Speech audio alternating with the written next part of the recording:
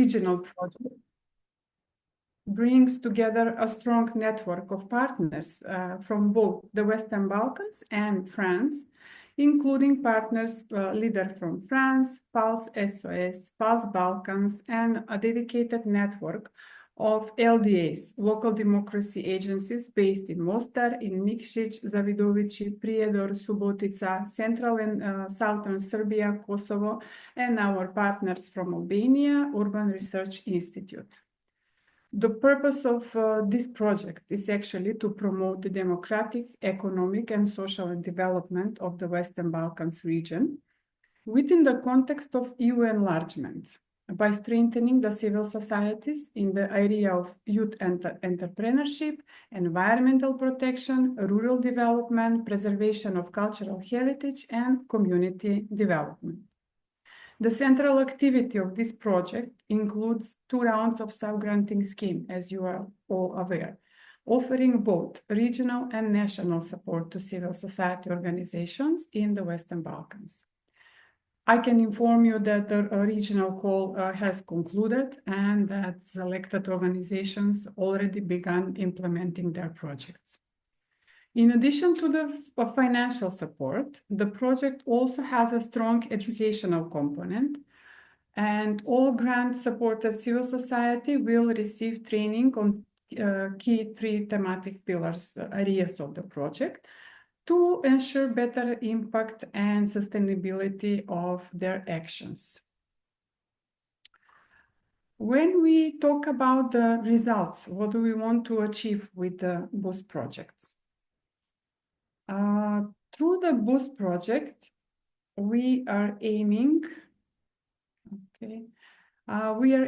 at outcomes that will have a lasting and meaningful impact across all Western Balkan countries.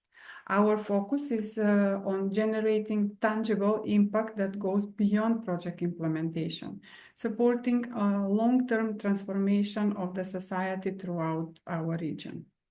So the first goal, as you can see, is to enhance the capacity of civil society organizations to lead sustainable development initiatives across projects' 3 pillars. This will empower civil society to take active roles in shaping change at both national and regional level. Second, we are strongly working to build a stronger cooperation and partnership between civil society and public institutions, locally, nationally, but also regionally.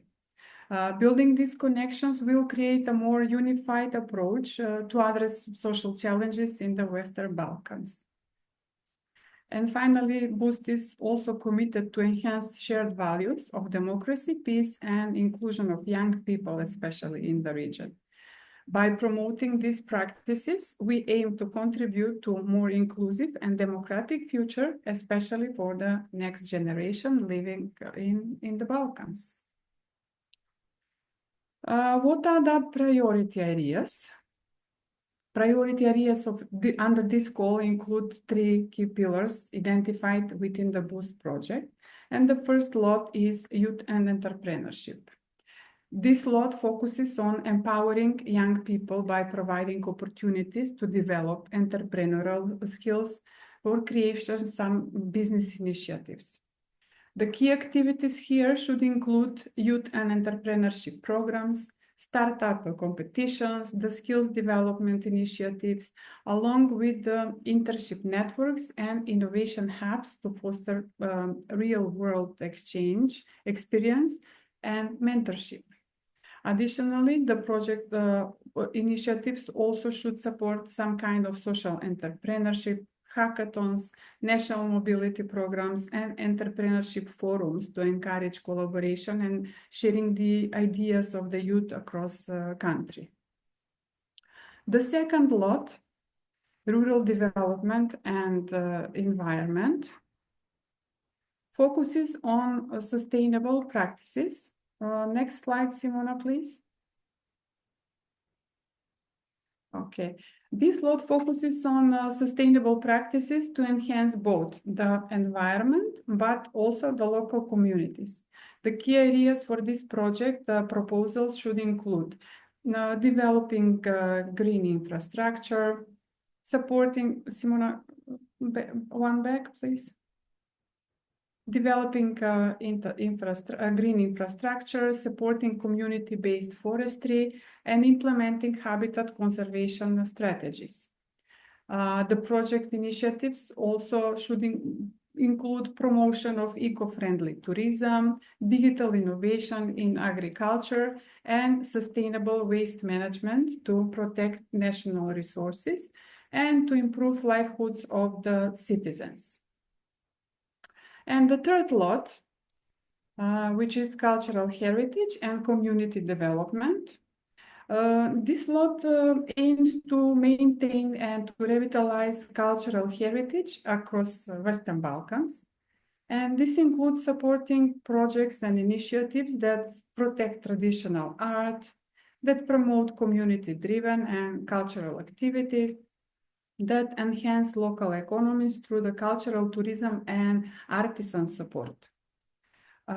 We also like to see some kind of innovation, and that's why we are encourage you to use new technologies like virtual realities to make heritage accessible and engaging for all, especially for young people of today. In the guidelines, actually, you have an extensive list of indicative types of activities which may be financed under this call for proposals. So I'm inviting you to read all the details. So the boost call also has some cross-cutting priorities, which we are aimed to tackle.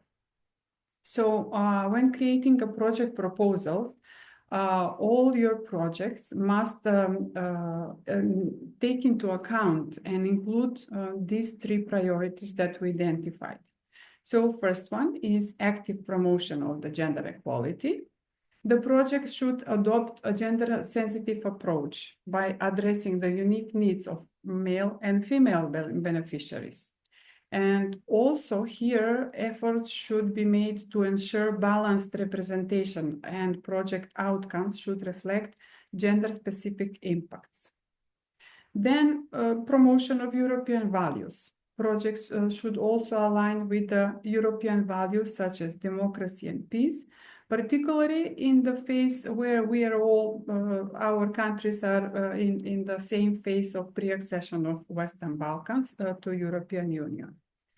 And the last one, but really important issue is citizen engagement. Project must incorporate civic engagement initiatives and demonstrate partnership with local authorities and national institutions. When it comes to the target group of this call, the civil society working on the three thematic pillars that will receive support through this sub-granting scheme will directly benefit at national level. Also, individuals participating in the sub-granting activities, networking events, capacity building initiatives within the Western Balkans are direct beneficiaries of this call. We can consider that indirect beneficiaries are community members, citizens in all 6 Western Balkan countries that will have benefit from improved quality of their life, strengthened neighborly relations, enhanced national cooperation as the region moves toward the EU integration. When selecting the beneficiaries, the focus should be put on young people aged from 15 till 29, and to make sure that you have the equal participation of men and women, with a particular focus on disadvantaged youth from rural and diverse socioeconomic backgrounds. As you can see, the implementation period for each of the project is planned to be 1 year, followed by the 1-month reporting period once the project activities are completed.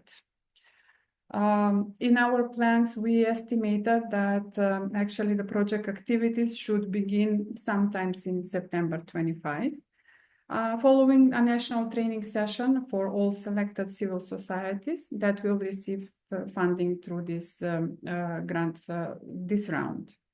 We're planning to organize national training sessions in each of the Western Balkan countries. And the training will give organization necessary tools and guidance how to enhance their project effectiveness. When it comes to the eligibility criteria, so in order to be eligible for a national grant, the applicants must be legally registered in one of the 6 Western Balkan countries, to be non-profit making, and must be a civil society organization with at least two years of experience working on one or more thematic pillars relevant to this call for applications. For this call, political, faith-based, and religious organizations are not eligible for this call. And the civil society must be established in one of the 6 Western Balkan countries. In the guidelines that we published, actually are stated all relevant laws under which the organizations should be registered. So please check this information with regard to your organization before applying for a registration. I want to emphasize here that for this call, creation of a consortia of civil society is not mandatory, but we are highly encouraging you to all your projects to be implemented in partnership with other national civil societies to enhance project impact on a national level. When it comes to the partners, partners must also satisfy the eligibility criteria as applicable to the applicant itself. That means that they need to be registered on our Boost platform, and then they can be partners. I also want to note here that all applicants will be screened against the Directorate General of the Treasury of France sanctions list, because the Boost project is financed by ALDA France. So all applications will be screened on that sanction list. And if any applicant appearing on this sanction list will be disqualified from further evaluation. Okay, now we are moving to number of applications per applicant. The lead applicant may not submit. Simona, can you go one back, please? Okay, the lead applicant may not submit more than one application under this call for application, but it can be also partner in one other application of the same call. And as partner organization, they can participate in a maximum 2 applications under this call. And of course, they can also participate as a lead and once as a partner or twice as a partner. Okay, I will stop now for the moment and give the floor to my colleague Sylvia to give you some information of the financial requirements and budgeting of your applications. So she will give you some useful tips. Sylvia, please, the floor is yours. Okay, thank you, Maya. I'm Silvia Piccoli. I'm one of the financial officer of ALDA, and today my aim is to give you some information about the budget building and an overview about the financial side of the grant mainly. So I will start with the budget building. So this is an important side of the project because it's the base to create a sustainable project, let's say. The budget is linked to, strictly linked to the activity, to the actions that you forecast. So the first thing to do is, of course, to prepare a strategic plan and to try to plan all the activities, but all the resources you need to realize the activities. And resources can be people that work and can create the actions, but also materials and any other resource that can realize what are the objectives of your action. To create a good budget, you mainly need to follow some principle. First thing is that, as I said before, the budget must be proportioned to the and sustainable, reasonable, according to the action plan you had. So the costs you forecast should represent the resources you need to create your activities and and focus on not only on the material resources but also on the people that you need to work on the project. So the suggestion is to work on the plan and to try to be reasonable according to the prices in your country, the real prices, to really create a budget linked to the activities you plan. And the activities should be the activities necessary to realize and to reach the aim, the purpose of your project. All these things should be coherent with each other. So you need to avoid the unjustified, unrealistic, or overestimated costs.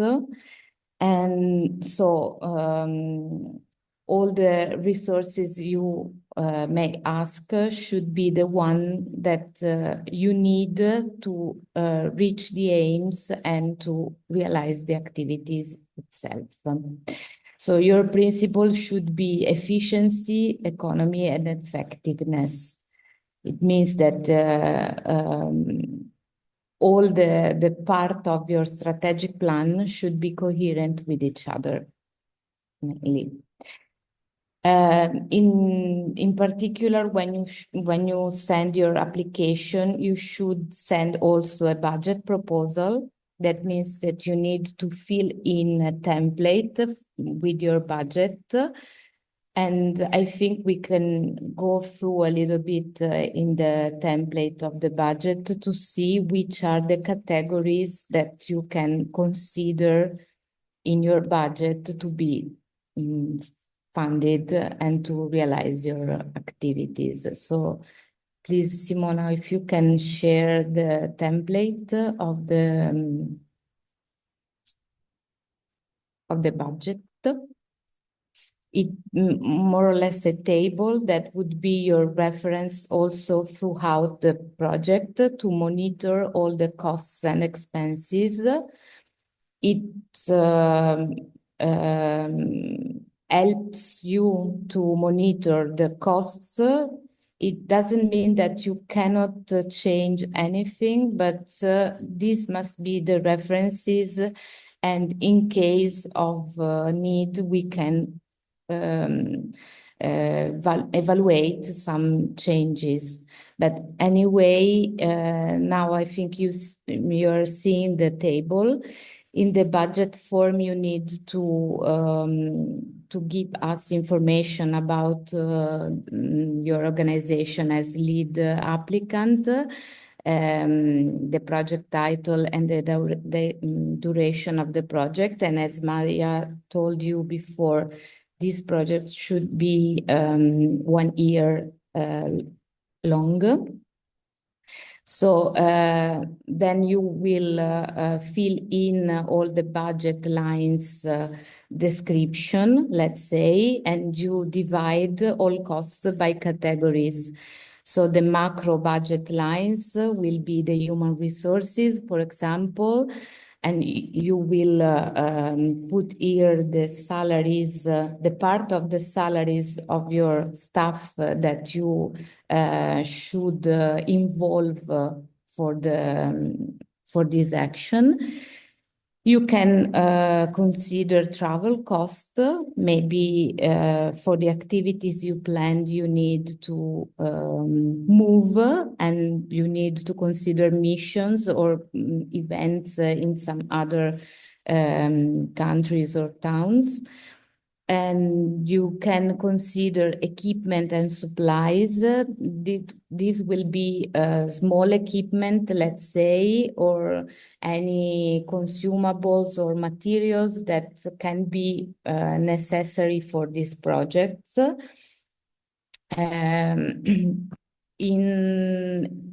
In the fourth category, you can also have other kind of costs for your activities. That means that you can have maybe promotion or communication costs, for example. The thing is that you need to consider really which are the costs that you can have to realize the activities. So real costs. In the other columns, you need to fill in the number of units and which is the kind of units, let's say. So, for example, for salaries, you need to consider an average cost for each month, for each role, let's say, that you consider in the budget. In the last column, the F column, you always link, let's say, with a brief description, the costs to the activity you described in your proposal. So this will help us, and will help also you in the planning of the activities to be coherent between the budget, the costs forecast, and the activities planned. Please consider that in this grant, you cannot cover indirect costs, and you need to plan to take in mind, let's say, considering the costs, maybe price fluctuations, you can have contingencies, or there will be maybe other kind of fluctuations. So please try to be, let's say, flexible, but not too much. So all the costs, as I said, should be linked to an activity, but try not to be too much rigid, strict in considering your costs. Okay, I think we can go on and talking a little bit about the grant. You will see, sorry, I add another information, but I will talk about co-funding also later, talking about the grant. But on the bottom of the table, you will see the amount covered by co-funding, so by your own resources, calculated in percentage. So the percentage will be 20%. And the amount will be calculated, this percentage will be calculated on the total amount of your budget. That means that co-funding is to be considered part of the budget. It's not an extra budget, but it's part of the total budget of your action. Okay? So if we can go to the next slide.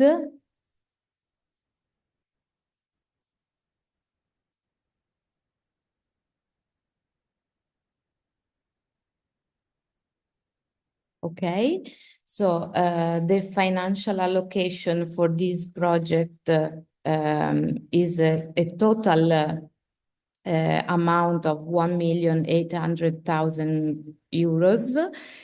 And we will select up to 60 projects that will be funded across the 3 lots that Maya described before.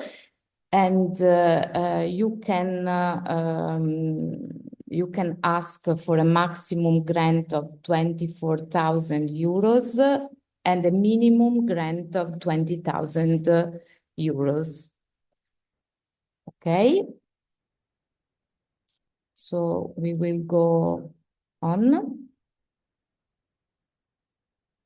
Okay. As I anticipate you before, ALDA will fund a maximum of 80% of your budget and a minimum part of 20% of the total budget should be covered by your own resources, so as co-financing. Please consider the in-kind contribution will be not accepted as co-funding, but you can use costs of all other categories in your budget. So, for example, salaries can also be part of your co-financing. Okay. And so I think that that are the main important things about the grant. You will receive the grant in different installments. You will receive a pre-financing and then other payments after approval of different financial reports. So it can be useful, useful information also to build your budget, to keep in mind which is the sort of your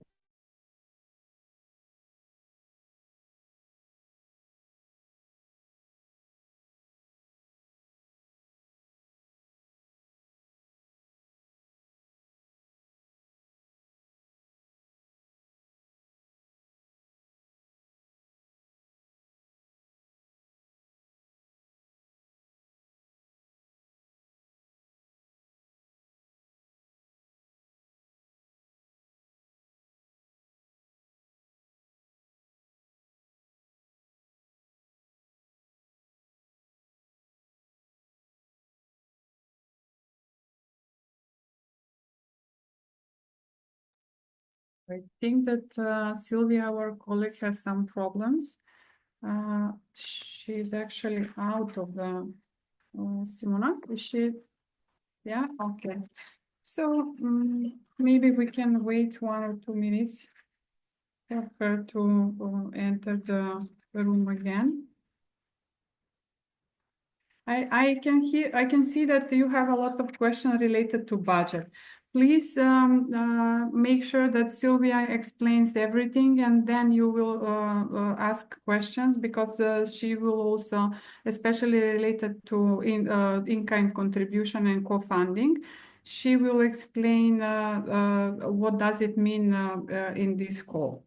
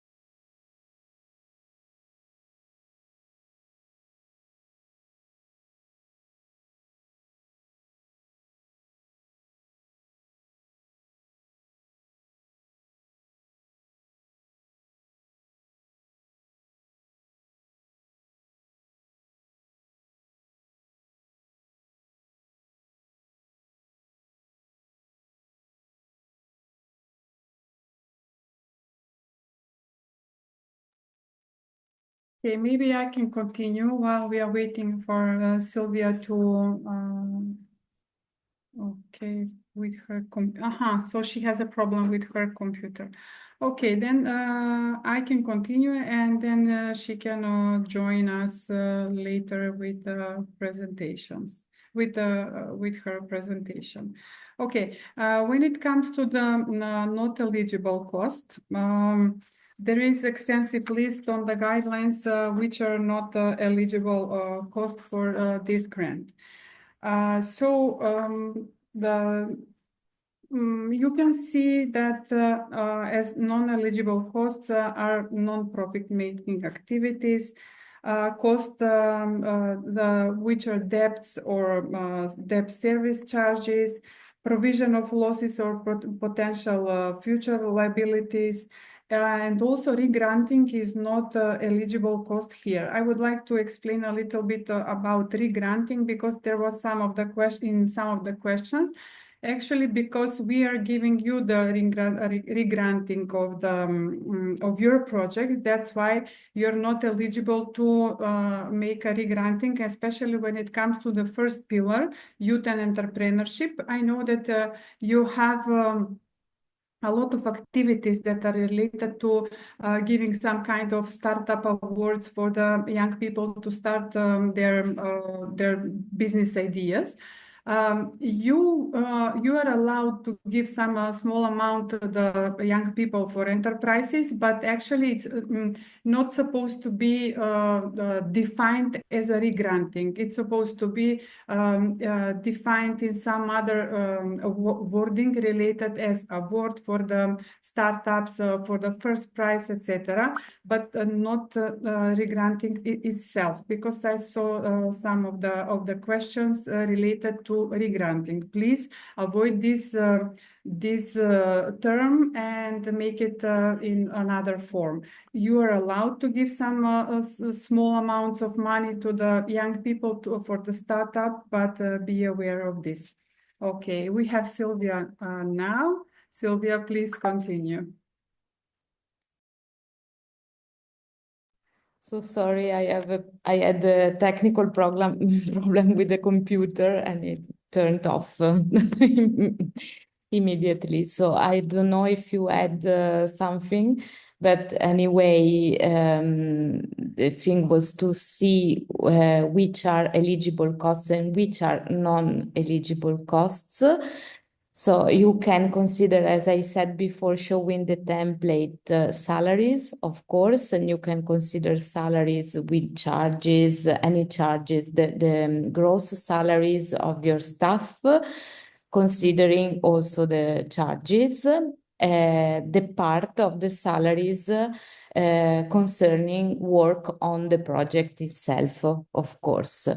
Please consider that you can only cover 40% of your total budget for this action for salaries.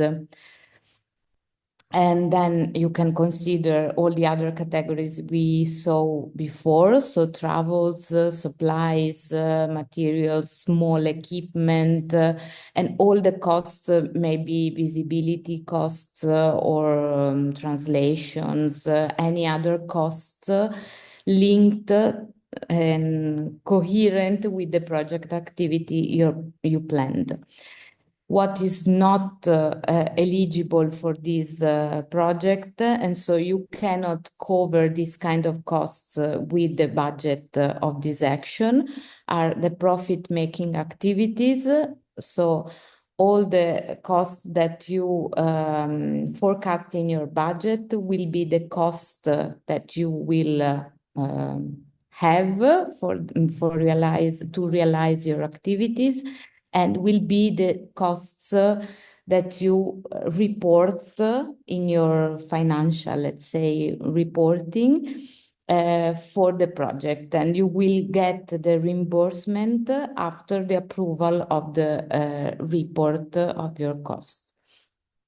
You cannot report, as Maya, I think, was saying to you before, regranting, or political, religious events or agendas. So no purchase linked to building or land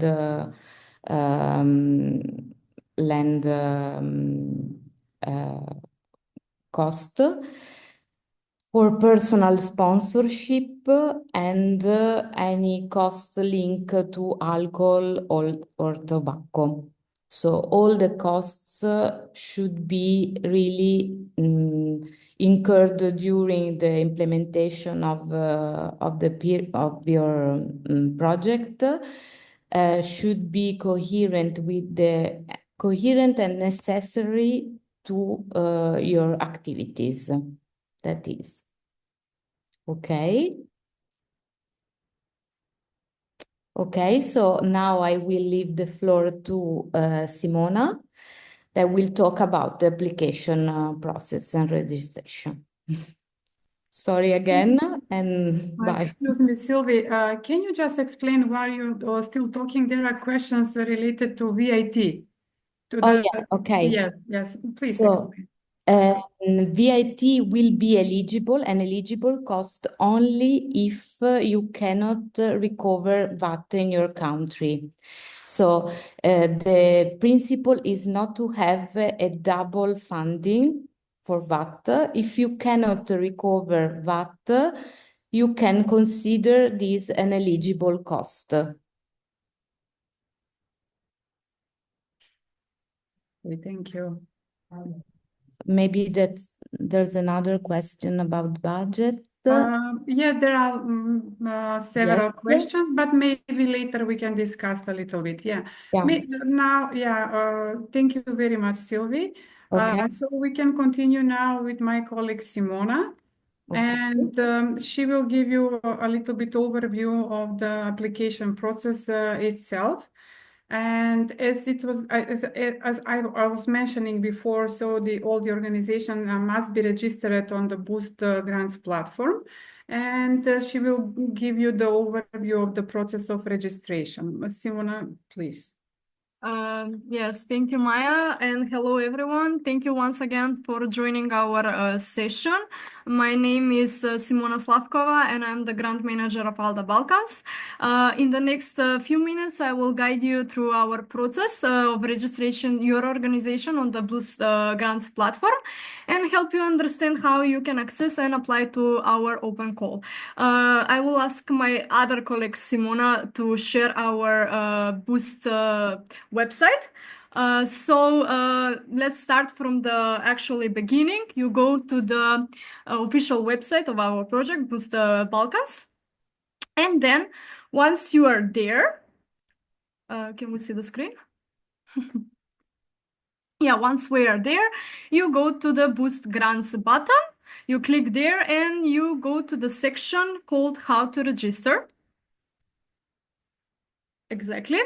This is the most important part actually to begin with, because in this section it's explained step by step how you can register your organization and how to be able to apply for grants.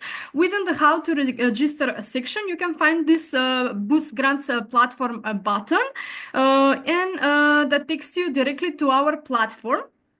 And now, if your organization is already registered, you can just enter your email and password and log in, and do not have to go through this process once again. But if it's not, then go to the register button and just simply wait to check if your organization is already registered. If you're not sure about that, just enter your organization tax number. It will ask you for 13 numbers. The TIN numbers is actually the tax identification number. That's the only number you have as an organization to identify. And then go to check. If your organization is not on our platform, you will receive this message. When you receive this message that it's not registered, click on the button register, and we'll guide you to our Google form. And when you open the Google form, there you should start with your registration process, where you need to start filling it and writing just the information necessary, and also to upload the necessary documents. We need you to fill the basic information of your organization, and the documents that needs to be uploaded are the scanned version of your registration, certificate of your organization issued by a public authority, the state of your organization that should be translated in English and also in your mother original version language, with a stamp and signature, the financial reports of the last 2 years, 2023 and 2024, and 2 short narrative summary reports of your organization work from the last 2 years. Please make sure that all of your documents are either in PDF format or in Word format. And one more important note is that we strongly recommend you to not use Yahoo email address during the registration, because our platform will automatically reply that you are not eligible to register. So please do not use Yahoo emails. Once after you submit your registration form, you should receive an email within 7 working days. This email will do one of the 3 things. First, either confirm your registration and give you instruction on how to set up your username and password. Or it might ask you to provide you additional information and documents if something is missing on unclear. And in some cases, it might inform you that your registration cannot be proceeded if you're not eligible organization for this call. Also, in all cases, make sure that you check regularly your spam and junk folders, just in case the email lands there. And if you have any other questions, please do not hesitate to contact us and to send us an email on the Boost Grants ALDA Boost Grants email. After your registration is provided and your profile is active, you can be able to proceed with the downloading the application guidelines and access the necessary documents, and most important, to submit your application on time. I also want to mention what Maya mentioned it before, that we have a section in our Boost website that gives you information about all the other listed of registered CCOs. So you can go and check there who are the organizations that are already registered on our platform, and you can search for partners there. So that's all from me. Thank you for your attention, and good luck with your registration and applications submission. Thank you. Okay, thank you, Simona. Now we can continue with our presentation. So as Simona mentioned, the application process itself starts when you are successfully registered to the platform. And when you will receive notification that your organization is registered, then you can start the process of application. Please make sure to download all the documents that are requested to fill in the grant application document, Boost form in Excel, but also you need to send the budget in PDF format, which will be signed and stamped by you. Then logical network framework and declaration, which will be signed by the lead applicant. Deadline for application on the platform, 28th of April, since, as she mentioned, the process is manual and we need time to check all the documents. And application deadline is 12th of May, 2 o'clock in the afternoon. As you can see, there are several evaluation steps that we predicted. So the evaluation processes consisted of administrative check, meaning checking the eligibility requirements and completion of necessary documentation of the applications. Then the next step is evaluation of the quality of the application received and reaching the final decision for awarded applications. When it comes to the quality evaluation, we have created, and the evaluation grid is also published in the guidelines. All proposals will be evaluated in accordance to the 5 key criteria. Simona, can we have the next slide, please? Okay, thank you. So the first one is the relevance of the project application, whether is it in line with the objectives of the call and national significance of the project. Then the second one is design of the action, the clarity of targeting specific groups and addressing cross-cutting issues. Implementation and sustainability. Here, really the special attention will be given on proposed impact to the communities and sustainability of the project, of your actions beyond project lifetime. The next is financial and operational capacity.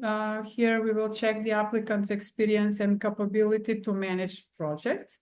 Budget and cost effectiveness, whether the budget is in line with the activities and efficient use of resources that will be given to your organizations. As you can see, the maximum score will be 100 points for the quality evaluation. Okay, and I also wanted to share with you indicative timeline for this call. As you can see on the table, so we published this call on 2nd of April. We are holding the online info session today, and deadline for registration of the CSO on the platform is 28th of April. And deadline for submission of national application is the 12th of May. Then we will allocate some time to do evaluation of the applications, because we really expect to have big number of applications that we will receive. So the plan is to announce the selection results and to announce the organizations that will be awarded sometimes in September. But we also planned for the national training for the partners to be held in September. Signing of the grant awards and contracts will be organized also during these national trainings that we are planning to organize in each of the 6 Western Balkan countries. I think that we finished with our presentation, and now maybe we can we covered all topics that we want to present, and it's now time to move to your questions. So I will start maybe with the questions that you wrote in the chat box. And for some of the questions, I think that we already answered. I will go through the question and read it. Okay. Now we will start with clarification regarding how much can be allocated for the equipment. This is not specified, so you should take, there is a percentage, depends on how much, how high will be amount that you are applying, of course, 20% of the overall budget. For each of the sections, there are some a percentage that are put in the brackets that you, when you will create the budget, so you will follow those rules. Okay. Are sports NGO like non-profit sports club eligible to apply for the grant? If your organization falls under the laws of your country that are stated in our guidelines, yes, you can apply. And of course, you need to have at least 2 hours of experience. Clarifying eligibility criteria, define civil society organizations. How does to other forms? How does this apply to other forms of civil society? For this call, actually, we decided to support these organizations that are registered under these laws. Maybe there are some other calls that also other civil society can apply. So we are aware that the legislation in all countries of Western Balkans are different and entities have different registration. And in order to ensure fairness, only the CSO registered under this law stated in the guidelines that will be eligible for this call. How do you understand in-kind contribution? I think that we already explained about the in-kind contribution. Okay. In case that using is not own office space and equipment does not qualify as co-funding for the project, when would the CSO be obliged to have or present show that it has co-funding? It's up to organization. It can be co-financed by another project from a fund that is not from ALDA France, because this is not European money. So you can merge, you can your projects that you are implementing and are financed by European Union, and that is one of the ways that you can show co-funding.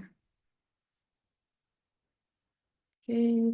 It's about the formulation of the indicators and target values. Yes, you can put number of people who have completed, but target value, you need to put a basic line then to see whether if the target was achieved or increased. Regarding partnership, is it okay to have informal partner? If it's informal, you can only they can only support the activities, but it doesn't have it won't have any financial impact. So no money transfers to them from the budget of the project.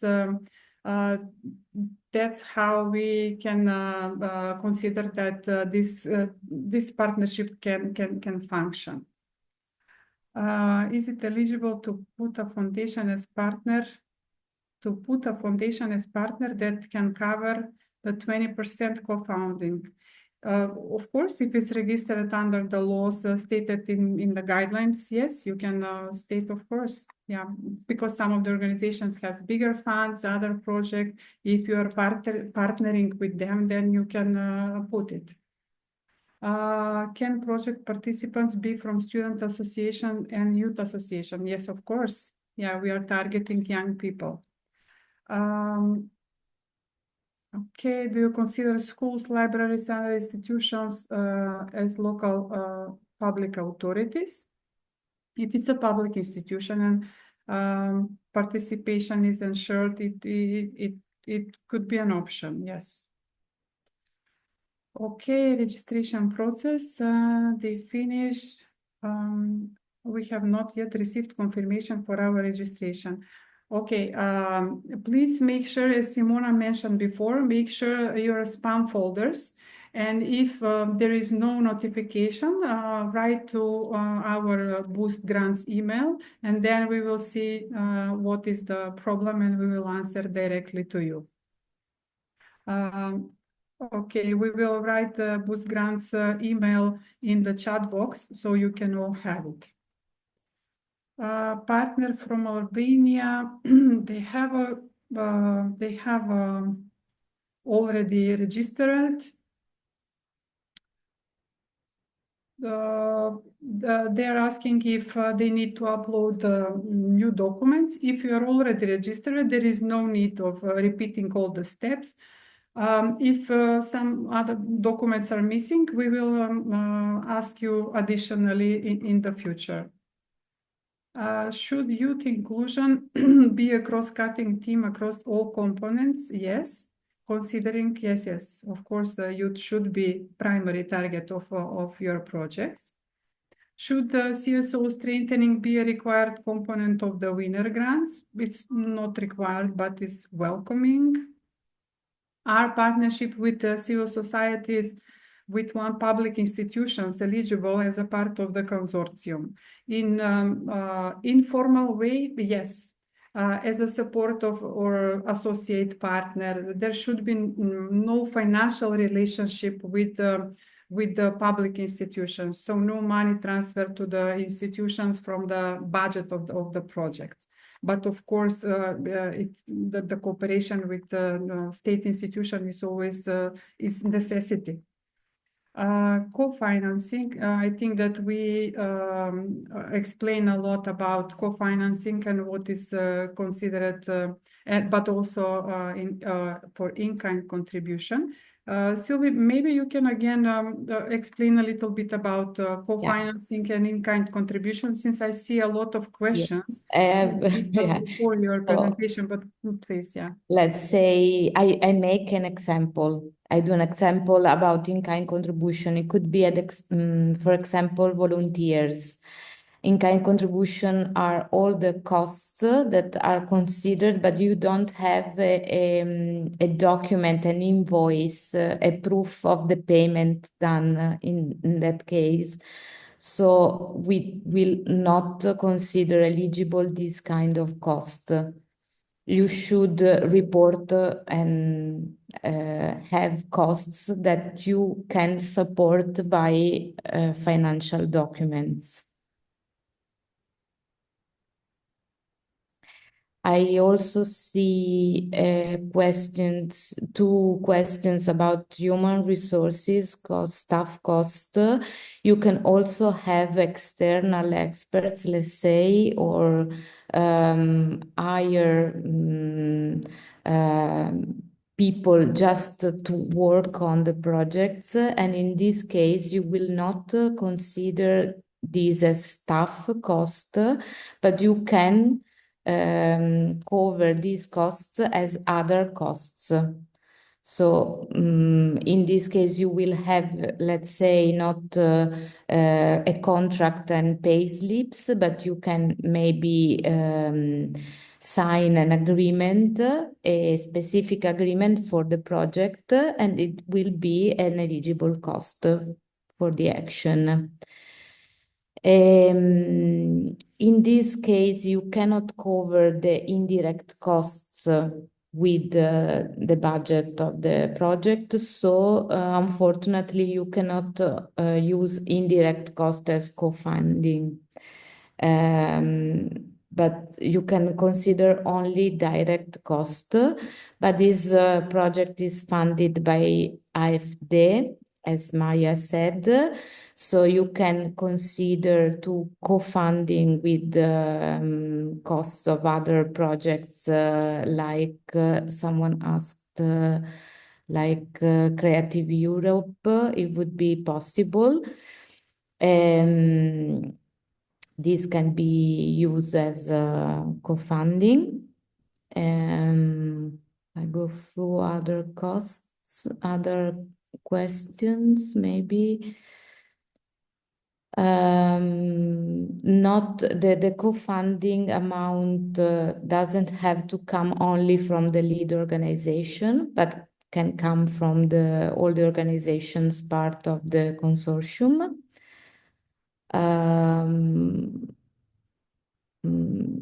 As I said before, you can also hire other experts. You don't need to involve only staff, internal staff cost. About the grant, you will receive a pre-financing at the signature of the contract. So a part of the grant will be paid without a reporting, of course. But you will get reimbursed for real occurred cost. That means that you will report the total cost for your action, and you will get a reimbursement calculated as balance between your real cost and the grant already received by pre-financing and other installments. So at the end, you will get a total reimbursement equal to the total reported costs. The human resources cost must not exceed the 40% of the total budget of the action. That means funding and co-funding. So co-funding, again, is not an extra budget, but it's part of the budget itself.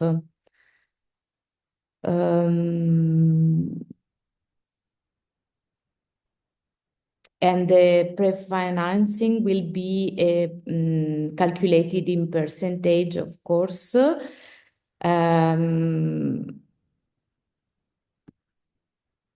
is one question related to taxes. Are taxes on a service contract an eligible cost?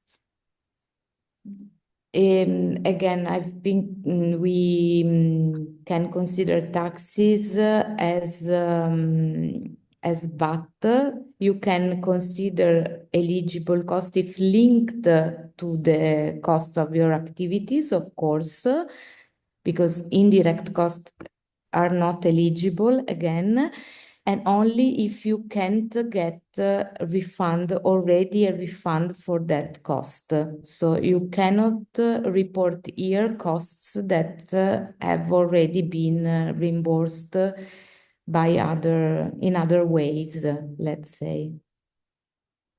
Yeah, and the percentage for salaries is 40% from of the total budget, funding plus co-funding.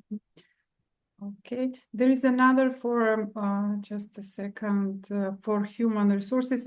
Do we budget supporting staff, those who are not employed in our organization, in the section for human resources? Yes, I said it before. You can consider other external experts, let's say, but you will cover these as other costs linked to the activities. So staff costs will be considered as internal staff, let's say, with pay slips, but other external staff will be covered, will be considered eligible, but you report and you consider these costs under the budget line other costs. Maybe I can continue with other questions and the then... budget will not be signed electronically. I think it's not necessary. It can be signed also not electronically. To put sign and stamp in PDF format, it's mandatory.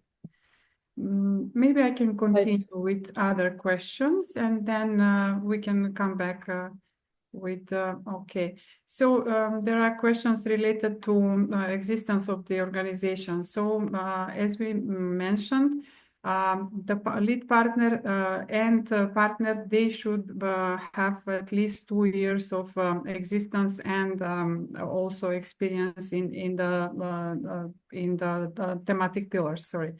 So can the registration certificate of the organization be uploaded in local language? Or it should be the registration certificate, which is issued by the state institution, public authority, does not have to be translated in English. Only the statute that needs to be translated, at least with unofficial English translation. But just to remind you, that needs to have a stamp and signature. Hello, we are high schools from Serbia. Can we apply? I'm sorry, this is only for the NGOs. Do you expect 100 engagement of staff of the project, or is okay to staff to work on this and other project within CSO? No, in the budget itself, you can determine the percentage of the working time of your staff on this project. Okay, so what else do we have? Can the applicants give grants to individuals or group? I think that I answered that. If we are supported by regional fund, can we still apply as a lead? I'm sorry, but the organizations that already receive grants from the regional code, they're not eligible for this in order to have a more fair distribution of funds. Okay, what else? Only can I ask answer to the question about the budget template? The budget template, as I showed you before, has a separate small tables with the co-funding, but the co-funding is calculated in percentage on the total amount of the budget in the main table, let's say. So the question was, should I enter only the 80% of the grant? No, you need to enter all the total amount of the budget to realize your actions. And the co-funding will be calculated in percentage, the 20% of the total amount. Yes. And there was another question. Just a second, I lose it now.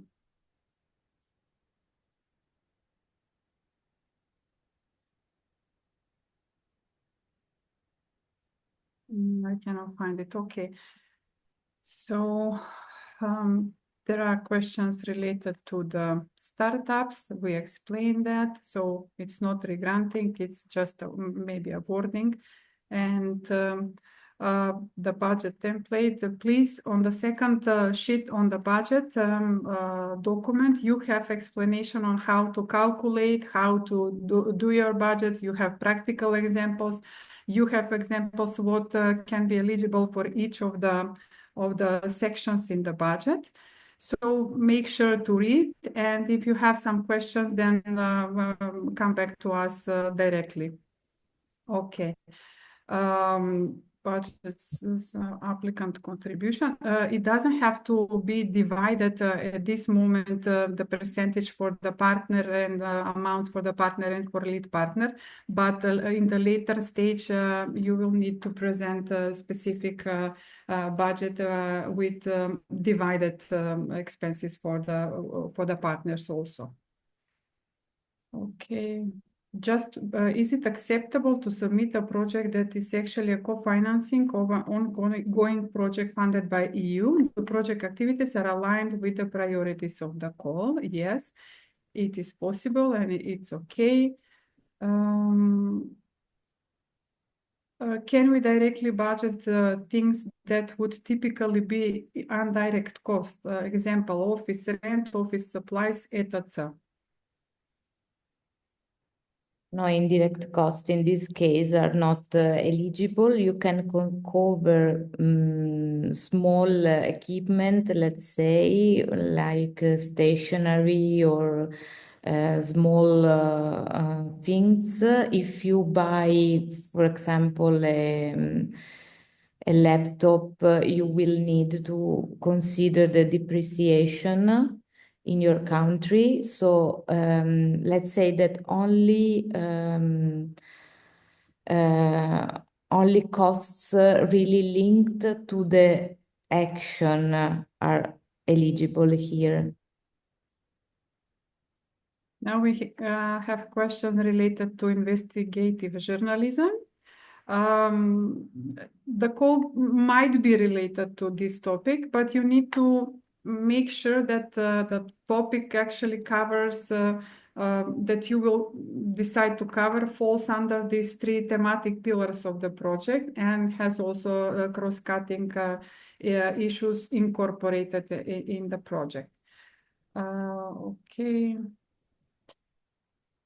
If granted, can we use existing bank account or the project needs to open a separate? You can use the existing bank account, yes.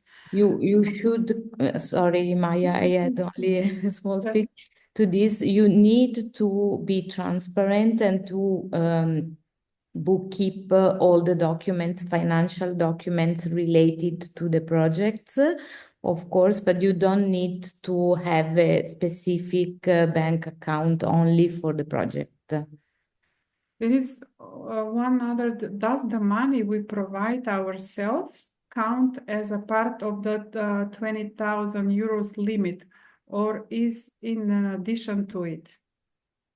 I'm really not sure what is this about. Yeah, it can be, because the total amount of the budget should be 20% as a total budget, 20,000 euros for the total budget, and the total budget will be granted for the 80%.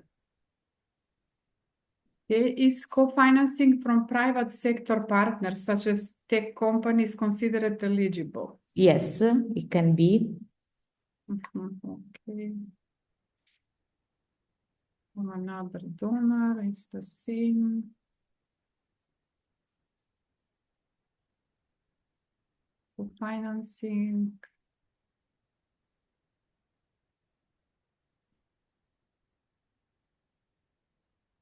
More or less, I think that we covered the questions. Also about co-funding, is it possible from EU funds? Yes, it's possible. Can Ministry of Culture or Public funding of a special country be eligible as percentage needed to come from elsewhere? Ministry of Culture of public funding of a specific country be eligible as a percentage needed to come, or is it a percentage needed to come from elsewhere? So I guess that they are asking if the financial support from a state institution is eligible. Yeah.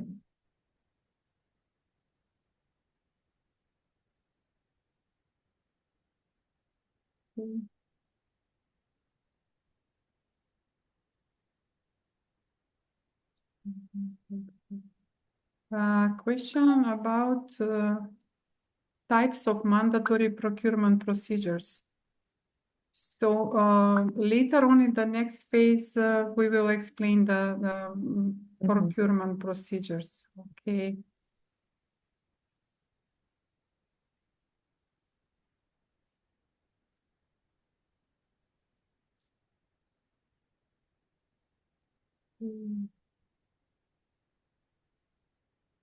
What amount of percentage of the budget can be dedicated to help startup in their establishment? Well, we cannot. I don't think, I'm not sure I really understand well the questions, but anyway, it seems to me that the costs related to the establishment of a startup could be indirect cost. Here again, we need to cover costs linked to the activities of the project and not to the functioning of the organization, let's say. I guess that the question was in relation to the first pillar, to establishing of youth, some kind of enterprises or startup idea. Usually it's about, Yes. I don't know. It was this Small amount of money. We cannot estimate how for the moment. Yeah. Okay, how many installments the grantee will receive? It will be determined later in the contract, but usually it's 2 or 3. Yes. Depends. Okay.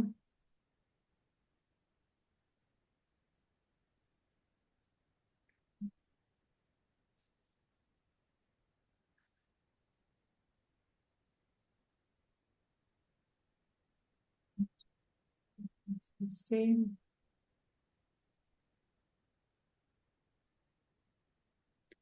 I think more or less we covered all the topics here. And also, okay. As far as I can see, Sylvia, do you see some other question?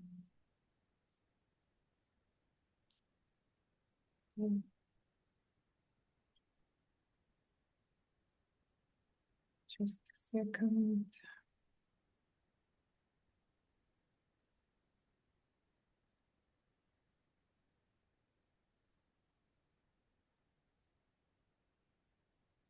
What is the maximum number of partner organizations as a part of the partnership consortium? Actually, this is a small project, a small amount of money. It's up to you, but our criteria is up to 5 partners, to have up to 5 partners in your project, depending on how you will organize your activities. And all of them needs to be registered in the Boost platform. Okay, external experts, yes, they are counting for the HR. No. Can the equipment purchased during the project can be throughout the project be handed over to one of the beneficiaries indicators after the project is completed? I think we should check this point to be more precise. So again, yes, you don't need another bank account. Are the partners mandatory? No, it's not mandatory, but we are always welcoming you to implement your activities in partnership with other organizations. Can we engage staff as entrepreneurs, or it must be under the work contract? Well, if you hire as an entrepreneur or freelancer, let's say, you should have anyway a sort of contract agreement, maybe a letter of appointment specifically linked to the tasks they will have in the project. And we can maybe consider them as in-house consultant and say. Yes. Okay. There was a question about whether we will send you the meetings, actually the answers of all your questions. So we will send you after this info session finish. We will answer all your questions and we will send it to all of you. So you will have the answers that will help you with your project applications.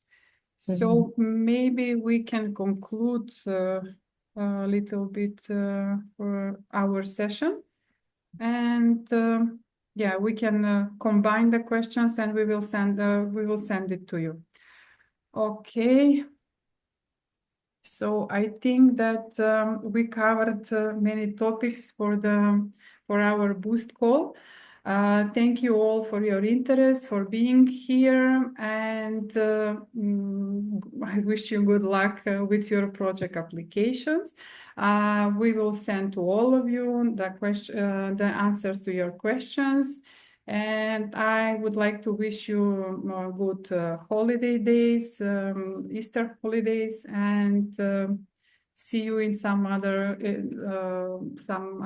time. Okay, thank you very much and have a good day. Thank you.